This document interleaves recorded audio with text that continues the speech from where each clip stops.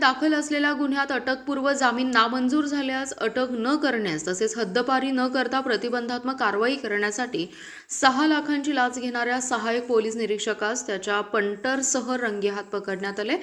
सांगलीच्या लाचलुचपत प्रतिबंधक विभागाच्या पथकाने मिरज ग्रामीण पोलीस ठाण्यासमोरच कारवाई केली आहे। लाचखोर सहाय्यक पोलीस निरीक्षक सुनील शिवाजी गुरव आणि जयवंत ईश्वर नागरगोजे अशी कारवाई केलेल्यांची नावे आहेत। सहाय्यक पोलीस निरीक्षकालाच लाखोंची लाच घेताना पकडल्याने खळबळ उडाली होती। तक्रारदार याच्या विरोधात मिरज ग्रामीण पोलीस ठाण्यात खुनी हल्ल्यासह विविध कलमांतर्गत गुन्हा दाखल आहे। सदरच्या गुन्ह्यात तक्रारदाराचा पूर्वी मंजूर झालेला अटकपूर्व जामीन नामंजूर करण्यासाठी न्यायालयात पोलिसांनी अहवाल पाठवला होता।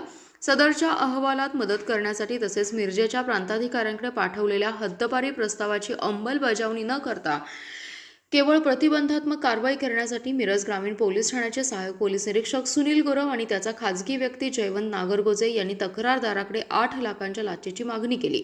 याबाबतची तक्रार संबंधितांनी सांगलीच्या लाचलुचपत विभागाकडे केली होती।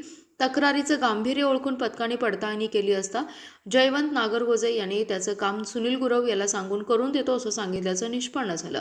यावेळी लाचलुचपतने सापळा लावला असता सहाय्यक निरीक्षक गुरव आणि नागरगोजे यांनी तडजोड यांती 6 लाखांची लाच घेताना रंगेहात पकडण्यात आलं। यावेळी दोघांना ताब्यात घेत त्यांच्या विरोधात लाचलुचपत प्रतिबंधक अधिनियम अंतर्गत मिरज शहर पोलीस ठाण्यात गुन्हा दाखल करण्यात आलाय।